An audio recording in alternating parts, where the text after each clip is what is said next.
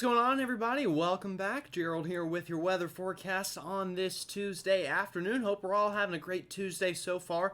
Overall, for much of us, it's been a pretty nice day, except for kind of areas along the Gulf Coast where we have some continued storms, and this evening we will also have some showers here moving through the Carolinas. But other than that, pretty quiet through much of the country, although we do have a big-time storm coming on shore of the West Coast right now, and that is going to lead to likely multiple days of severe weather during the kind of middle part of this week. So we're definitely going to discuss that in today's video. That will definitely be the big-time topic, and I'm going to kind of try my best to break that down for you as well as I can with the current information that we have, and just make sure that everyone is informed on that dangerous weather on the way. So again, if you are new here, welcome. My name is Gerald. I'm a meteorology major at the University of North Carolina, Charlotte.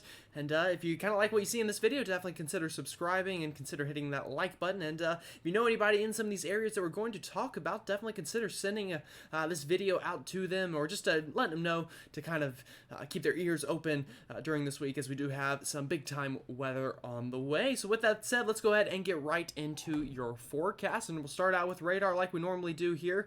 And you know, overall, like I said, pretty nice, except for this kind of area of storms here along the Gulf Coast, where we do have some even stronger storms down here into the Florida Panhandle coming on shore. We do have a severe thunderstorm warning, at least at the time of recording this here, near the kind of Pensacola and the Panama City area. It's probably a kind of better geographical location to use there, but nonetheless, even north of there, we even have some storms here moving through the Macon area. But other than that, here on the East Coast, you'll see this area of kind of showers working their way across the Appalachian chain here, and eventually this will make their way into the Piedmont this evening, and then kind of drive down to the coast. If I could draw a better arrow there. There you go. So overnight tonight, we will have some rain here in the Carolinas, and I'll show that to you here in just a moment. Other than that, though, the big time story is out west here, where we have this big kind of weather maker ongoing, and you can see that even better on satellite here.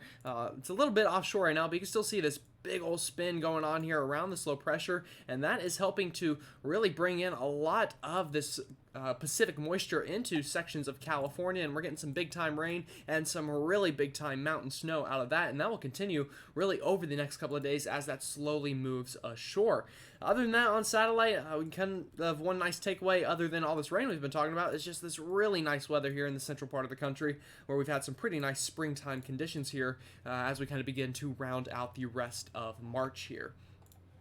So looking at those hazards, again, relatively quiet other than the West Coast, where that storm is bringing some of those wind advisories, flood watches, winter storm watches, warnings, advisories, you know, kind of a whole lot of everything out there on the West Coast right now, but that's nothing new from what we've seen so far in 2023. Other than that, though, just some flood warnings still here out into the east because of all that rain we've seen over the past week. Some of those rivers and streams still kind of still settling down a little bit as they are still kind of out of their banks in a lot of places. So taking a look at tonight's temperatures, again, kind of like normal, just kind of find where you live on the map here, and you can see what we're expecting here from your local National Weather Service office. But overall, I'd say a pretty kind of normal late March night, maybe a tad cold for some of us, but nonetheless a pretty average late March night. And then going into tomorrow, a pretty nice spring day here, especially for the southern tier of the country, as we begin to return some of that warm, kind of moist flow back up from the Gulf of Mexico. And that is going to feel pretty nice, at least in terms of temperatures. But as we get closer to the storm system working in from California, as it taps into some of this really moist, unstable air, it's going to cause some really big problems for a lot of us here, especially on Thursday, but definitely Friday, I think, will be really the peak of that severe weather that we will have to watch out for. So we'll start here in the southeast with some of these showers ongoing and storms.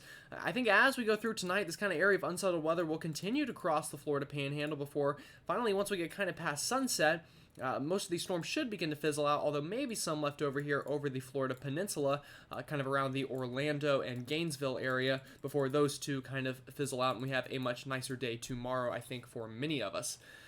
Kind of moving this up here towards the Carolinas, where we have another round of rain tonight. Again, as we kind of move this ahead, you're going to see this pretty big area of precipitation begin to develop. So places like Raleigh and up over towards kind of Virginia Beach and along much of the eastern sections of Virginia, seeing some pretty good rain overnight tonight. And this could even stretch as far south here as Charlotte, but I think the heaviest bulk of this will definitely be up towards the Raleigh area. And this will continue to move through overnight tonight before eventually working offshore by the time we get into tomorrow morning, and we have much nicer conditions in store. So now moving this ahead to more of a national view, I'll go ahead and break down what we're expecting this week. Again, kind of the big key takeaway is some of this rain here in the southeast working kind of on through. But then the other big story is this big low pressure system off the Pacific coast, and that is going to cause just a world of problems for us here over the next couple of days. So move this ahead into time. You can see it's going to continue to bring some snow showers and rain showers tomorrow for much of California and the West Coast as a whole.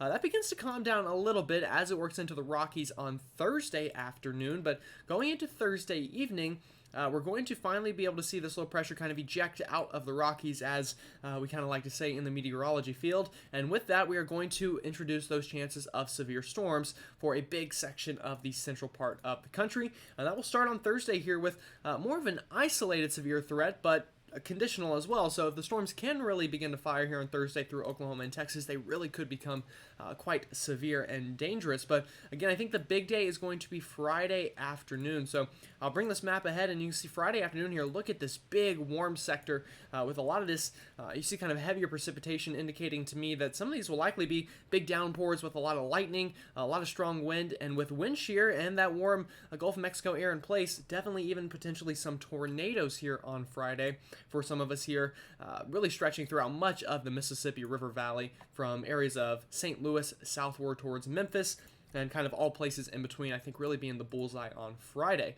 As we go into Saturday, that area of disturbed weather then begins to kind of move through the mid-Atlantic and the Northeast, where we're going to see a lot of that kind of showers and storminess kind of work past the Appalachian chain. And I think even Saturday we could have some severe weather through somewhere here in the mid-Atlantic, although it's still far enough away we have time to iron out those details. But just know in those parts of the country we could see some strong storms. But the other story here is just look how strong this low pressure is. With this, we're going to get some big time wind here behind this cold front, so we'll likely have some wind advisories for a lot of the country here as this is rolling on through as well.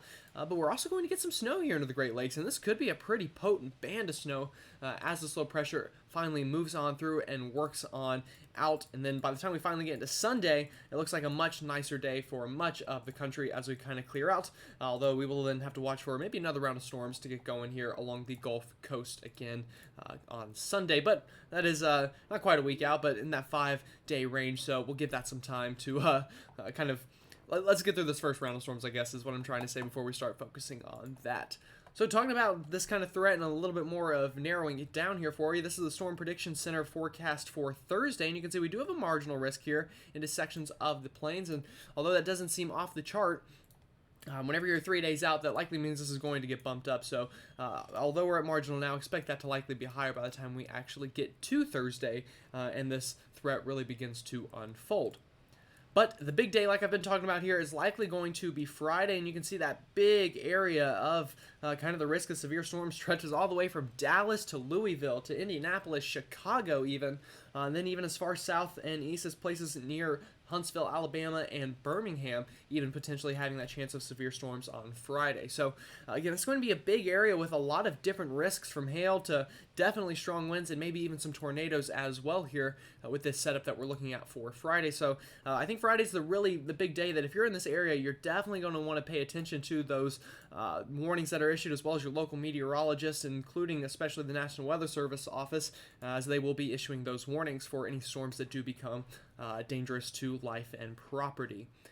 So kind of talking about why we have this setup here, it's pretty kind of what you would expect springtime pattern. So as we get into Friday, you notice this is that storm system, or this just means deepening pressure here as that storm develops. And with that, we have high pressure here off to the east. And what this is doing is it's having this kind of this flow around that high pressure that's helping to bring in this southerly flow ahead of this big time storm system. So what that does is you're getting this really warm kind of Gulf of Mexico air to advect northward, and with that you're getting the storm system to kind of cross over that, and with that also kind of sending flow this way, you're getting this turning of winds. So whenever you're having some of these kind of blue arrows coming in from the south like this, you're getting these red arrows to then overlap that, and with that, as you can imagine, the atmosphere is going to begin to turn and rotate, and that is what we call directional wind shear, although we will also have speed wind shear out of this as well, which just means the wind is going at different different speeds at different heights of the atmosphere,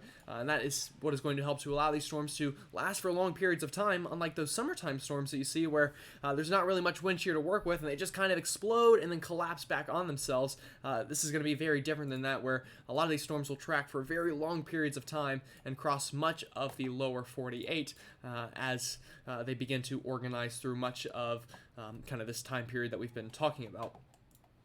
So now that we've kind of talked about the severe weather, let's talk about some of these temperatures this week. So I showed you tomorrow's forecast. We'll look now ahead to day 3, which is Thursday. Again, a really warm day on tap for many of us. And as I kind of go through these days, if you need to pause the video to kind of see where you live and get a little bit of a better idea, definitely feel free to do so. But this is Thursday's high temperature forecast. And then as we get into Friday, again, another really warm day, as that, that warm Gulf air we've been talking about is going to continue to advect northward, and with it bringing that severe weather chance on Friday here. And this is why we're so concerned Friday, is look at all this warm air that these storms have to work with as they cross this section of the country. Then as we get into Saturday, we do moderate a little bit as we do get a little bit of cooler weather behind that front, especially here into the kind of Midwest, as that low pressure pulls some of that colder air in behind it. But nonetheless, of course, find where you live and you get that forecast for Saturday's high temperature. All right, so now kind of moving ahead into that 6 to 10 day period, so going kind of past this weekend and into next week, what are we looking at in terms of temperatures? It looks warm again here for the southeast, and this once again could lead to more severe weather next week. So, we're just in that time of the year where you're just going to get round after round of these storms that feed into this warm springtime air, and unfortunately, as we're very accustomed to here in the United States, that likely is going to mean severe weather for a while here through much of the beginning half of April, it looks like. So again, with all that said, if you enjoyed the video, definitely consider liking it, and if you haven't already subscribed, also definitely consider doing so. And I hope we're all having a good kind of Tuesday so far. Make sure you enjoy that weather today and tomorrow before things get a little bit more kind of concerning, I guess, going into Thursday and Friday. But with all that said, hope you have a great rest of your day, and I will see you all tomorrow.